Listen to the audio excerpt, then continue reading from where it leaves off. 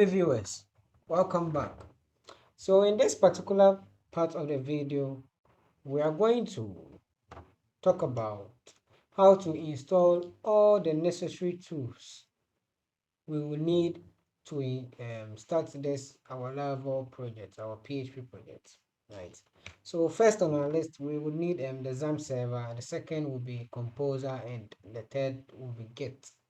So the XAMPP server is more like the exam server is going to hold our database, and it's going to also handle our Apache so that we can run the Laravel project successfully. And the exam server mainly talks about like the PHP. It's got to do with the PHP, and Laravel is a PHP framework, and the composer is also needed to run the Laravel project. And you might ask yourself why we are using the Git. Alright, so in this particular playlist, I would want you to understand the basics of Git, how to push and pull the commands, like the basic commands of Git, right? So I think by now you all have a GitHub account. Alright, so if you don't know what Git is, this is an example of Git. So this how Git works. So you can push your project there, and for the little I know, if you would want to be a best or a good programmer, you would want to have a very catchy and outstanding GitHub profile. As in, you would want to have more achievement down here, and you would have to be making more pushes, because I think for the little I know, most companies look at all these to get their programmers employed, right? So speaking of the project we're about to do now, I've already published it to my GitHub profile, and my GitHub profile, that is this is the repo. So I'll put the link to download the source code in the video description, please. And please, this video is mainly, and the goal of this video is educational purpose, so that by the end of this video you will get the fundamentals of PHP, that is Laravel, so that at the end of this video you can build your own Laravel project. Something it's basically educational purpose. So I wouldn't recommend you to download the source code without watching the playlist to understand how we are going to build it from step by step, yeah, to the finishing.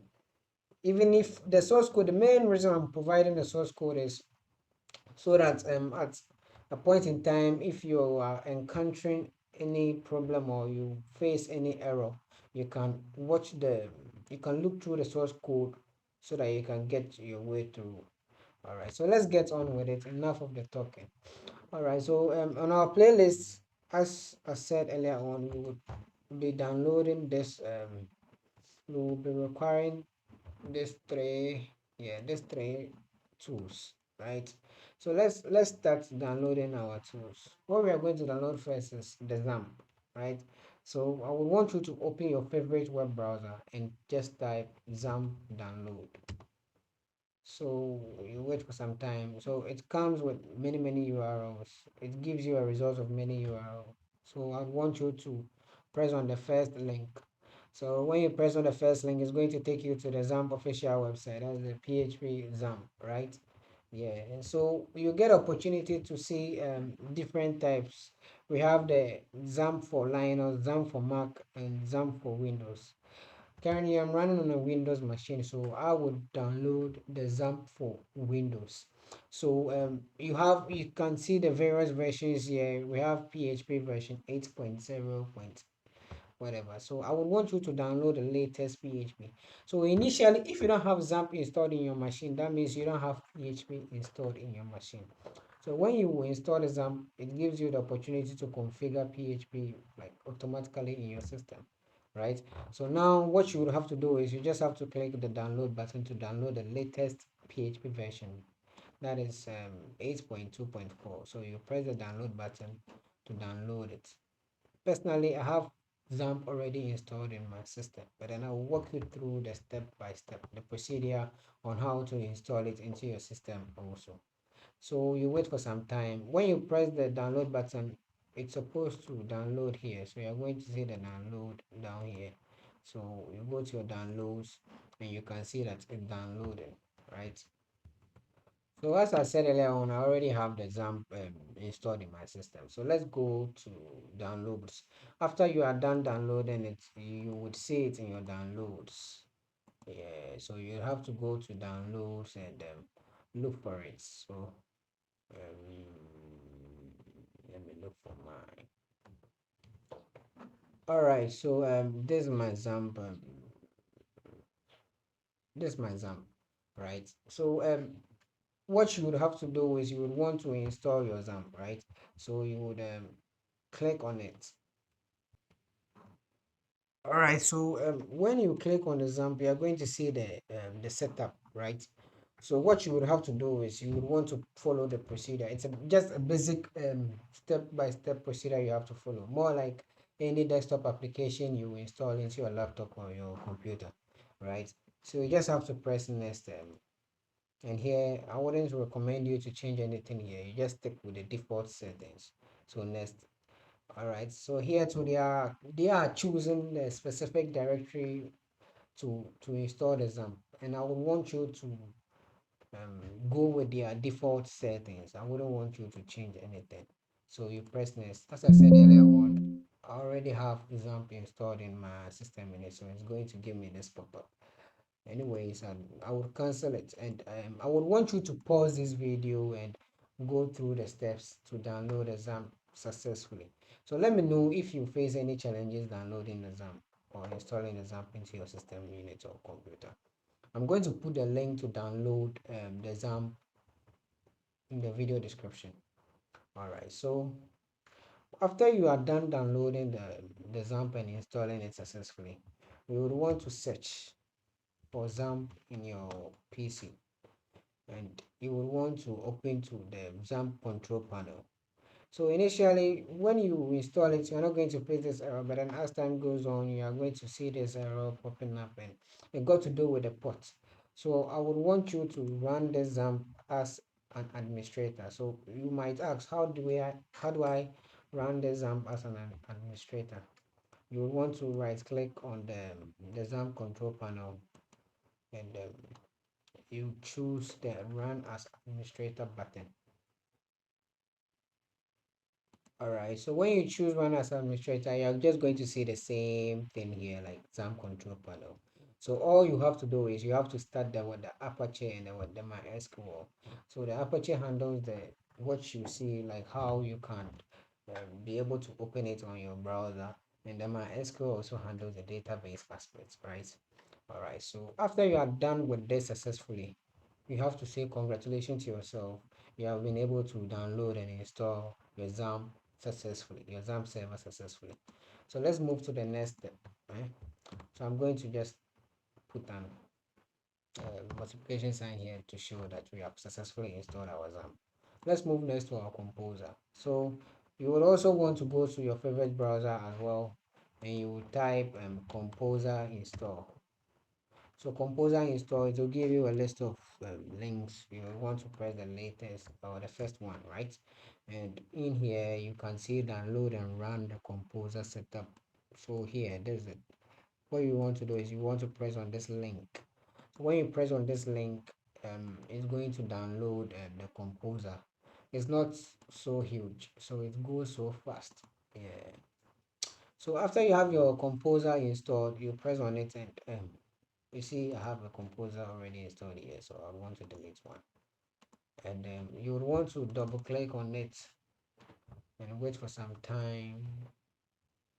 So it's asking you to select the setup mode, so I will recommend you to select the install for all users, right? All right, so after you've selected for install for all users, you are going to be asked, your system is going to pop up a question to ask you whether you want to grant permission for this application to run on your PC. I would recommend you to press yes, and you will get to this place.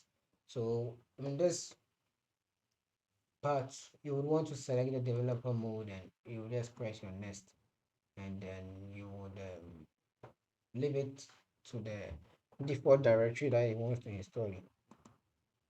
Now it's getting your what? Now it's getting the PHP the XAMPP path. You see, it's automatically getting the XAMPP path, and I wouldn't want you to change it. Just leave it like that, and just press next.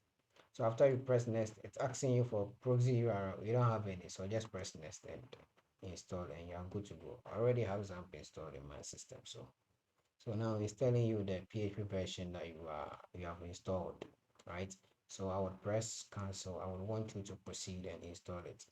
This is how you check for your PHP version.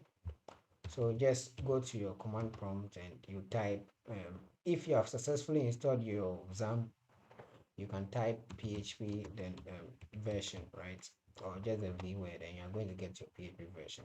So currently I'm running on PHP version 8.2.4.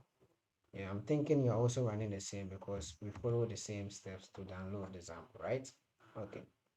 So now what we have to do now is, so let's check for our Composer version 2 as well. I think you have successfully installed your Composer too. So let's check for the version if you did it correctly. So now you can see that my Composer version is what, 2.5.5. All right. So you have successfully installed and downloaded. You've downloaded and installed your XAMPP and your Composer, right? So now let's go to the Get. So with your Get, you would also want to go to your favorite browser and just type download Get, and you choose this link. And so in here they're asking you which operating system are you using. Is it Mac, Windows, or Linux?